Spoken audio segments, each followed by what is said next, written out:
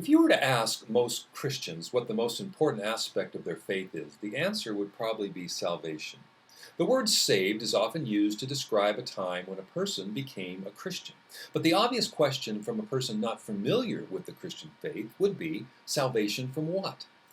Now, the word saved is not hard to understand. Something can be saved for a future purpose, like saving money for retirement, or someone can be saved from a dangerous situation, like a burning building. But in the Christian sense, being saved has to do with being rescued from an absolutely desperate situation. What makes this particular situation so dreadfully dangerous is that it is unseen. It is a danger that is not easily recognizable until it is too late. As post-World War II 21st century Americans, we are culturally and religiously pluralistic. We pride ourselves in our freedom and ability to choose what we want. We can choose the lifestyle that we want and what kind of environment we will live in. We are a self-centered culture and as individuals very focused on what we can personally achieve, attain, and accumulate. There is a trend towards spirituality today, but it tends to focus on finding some higher power or the spirit within that can help us meet these needs for self-fulfillment. In other words, getting what we want.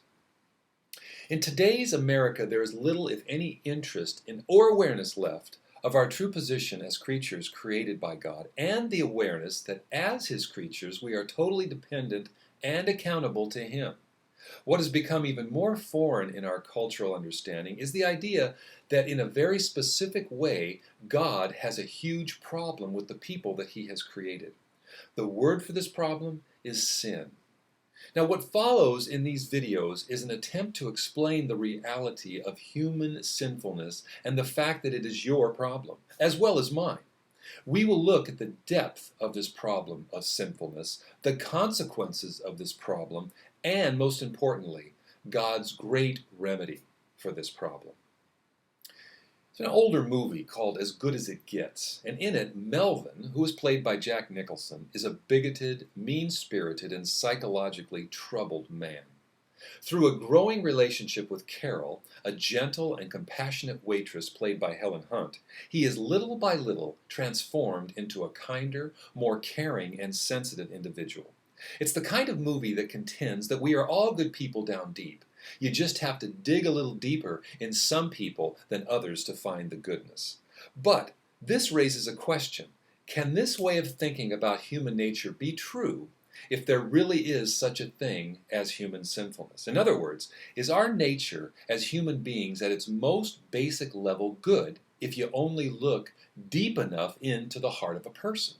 Most people, not really understanding sin, might think that this is so. However, the picture the Bible paints is much different. It presents the idea that we have a huge moral problem that affects our relationship with God.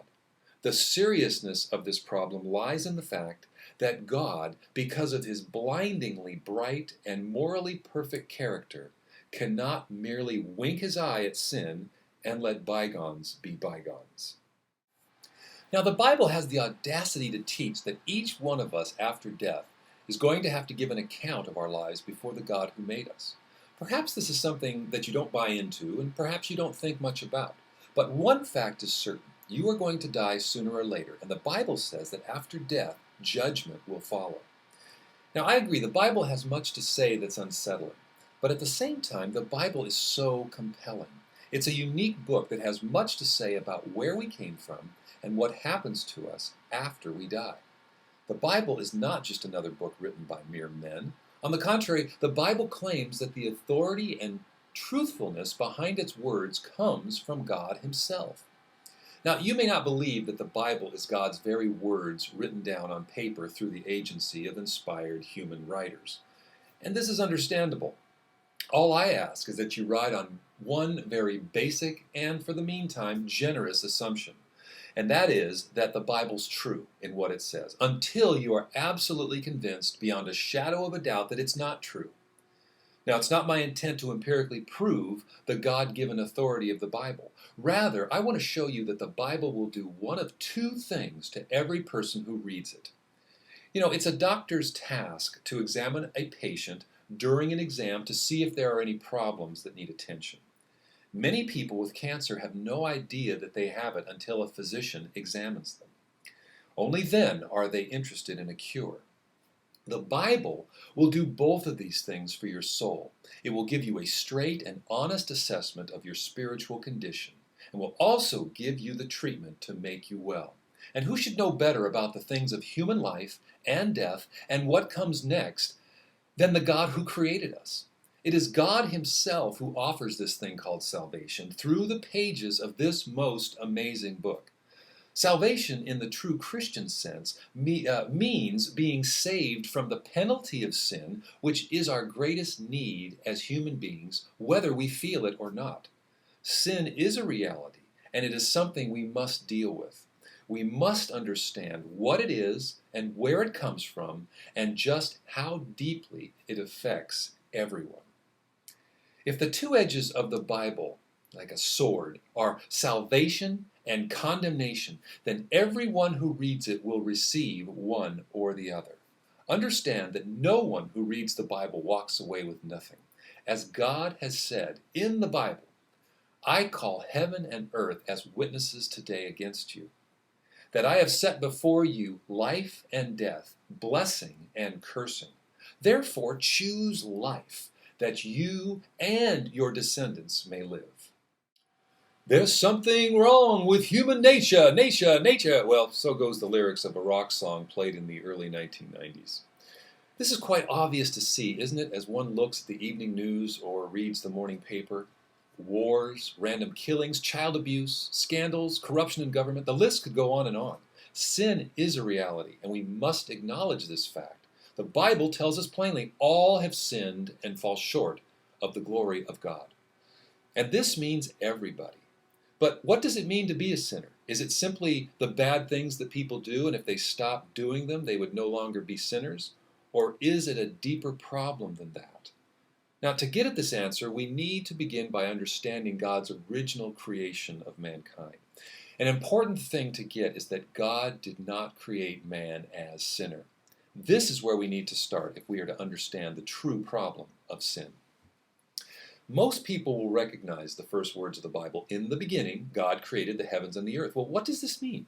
Well, it means that before anything else existed, God always was. There has never been a time when God was not.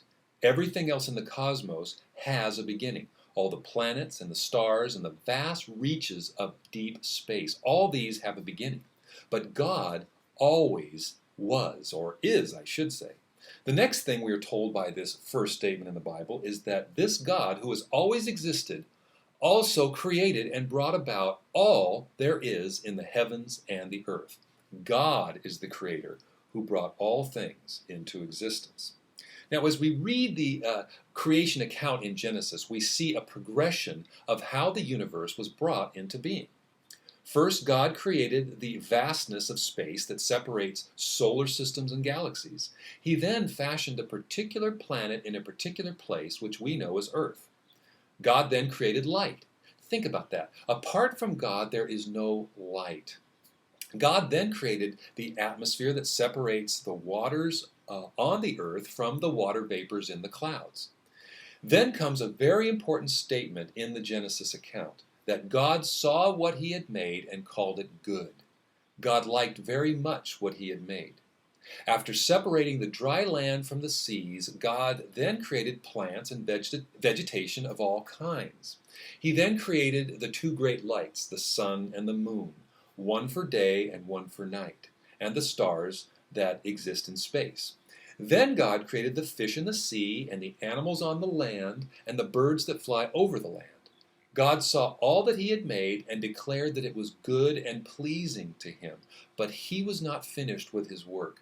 The Bible goes on to say that God created something very different from all the other things that He had made, something to reflect His own image and character, something that could represent Him and His goodness and authority over all creation, and that something was mankind. In the Bible it says, let us, this is God saying, let us make man in our image and in our likeness, and let him have dominion over the fish of the sea and the birds of the air and over the cattle, over the earth and over every creeping thing that creeps on the earth. So God created man in his own image. In the image of God, he created him. Male and female, he created them.